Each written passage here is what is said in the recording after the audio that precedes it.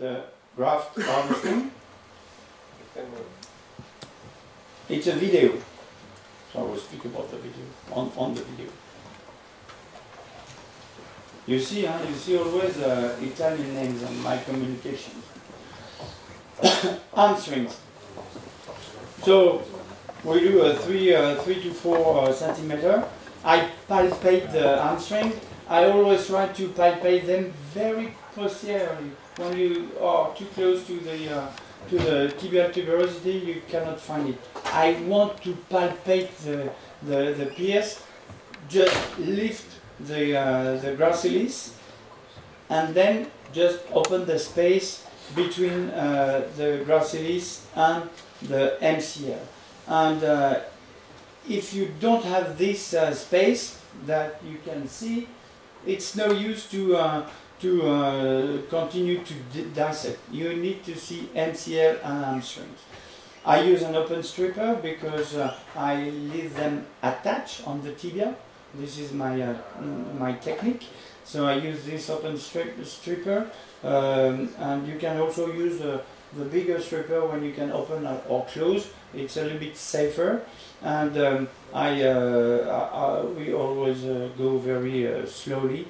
But I think it's the open stripper is a very nice tool, and usually you don't harvest too much muscles, and this is why this type of stripper has my preference. For the BTB, it's a medial approach from the tip of the patella to the tip of the tibial tuberosity. I find the inferior border of my patella. I open the peritendon as an L, inverted L, just to keep this membrane, and I'm happy to close it at the end of my patellar tendon harvesting. I think that it's a good layer to have, and it's even more beautiful to do that. So I try to expose my patellar tendon that way. Then I have a special knife to take 1/3 of the BTB, of course, and we take about 10 to 11. I don't like to have a graft bigger than 10. Between 9 and 10 is okay. Bigger than 10, I don't think it's very good. Then I take 15 millimeter on the patella side with a 10 millimeter thickness. And as I'm doing outside-in technique, the bone block on the tibial side will be bigger and will be triangular because I will use a press fit.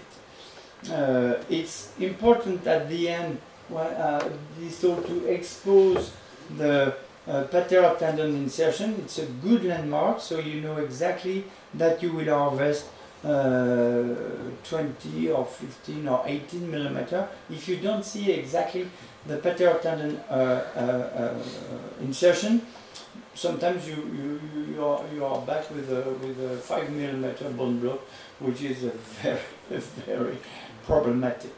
So I take a longer bone block, trapezoidal, because I want to use this one to have a press fit on my femoral side, and then with the saw I will take the bone. You see, I always say that it's important to I say always to the resident or the fellows how to hold your tools. It's something so important. And when you do the cut, for example, if you hold your power engine like that, you are not precise at all. Always take two hands and put one hand on your knee, so it will go direct. And I love to say that to the fellows. Stefano.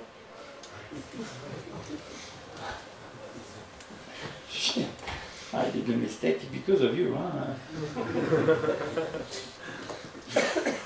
Stefano, terribly. Big mistake because of you. Look, my hands on the skin, okay? And then, we take 15 millimeter, 10 millimeter width.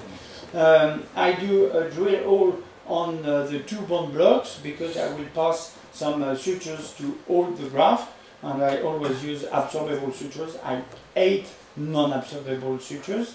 We see exactly the insertion of the patellar tendon. We go 45 degrees angulation to have that triangular bone block. I use the knife just to be on the bone, and with a gouge, this is the best instrument you can have. You go on the patella and you can have.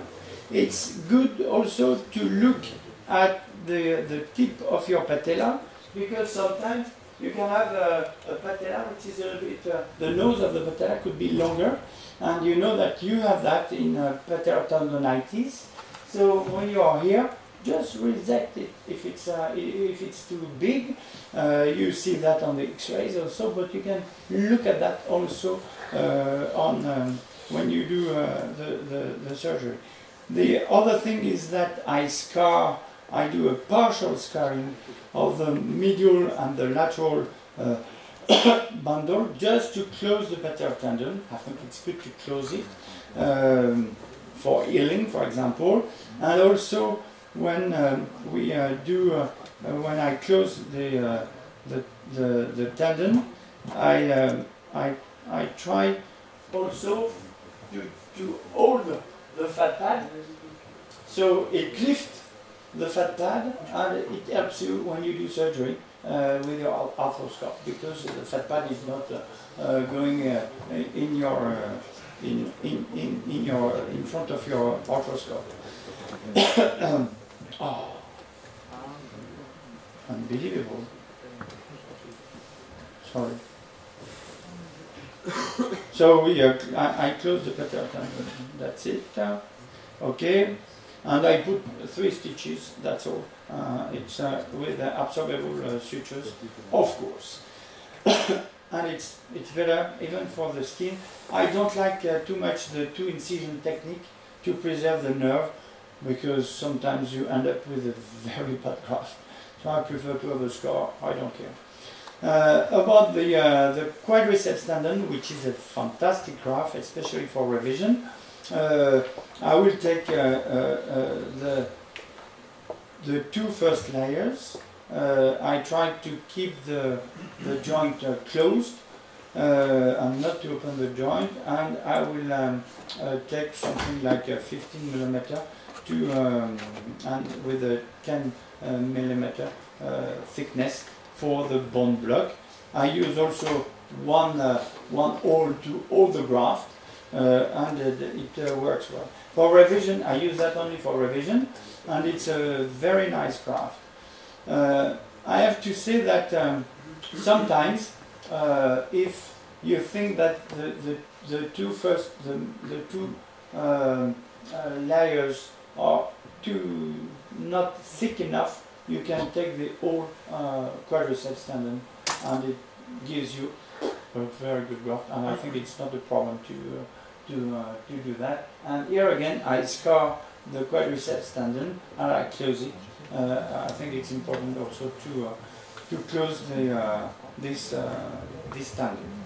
David, why always just for revision and not for the first contraction? Because I have no argument for that.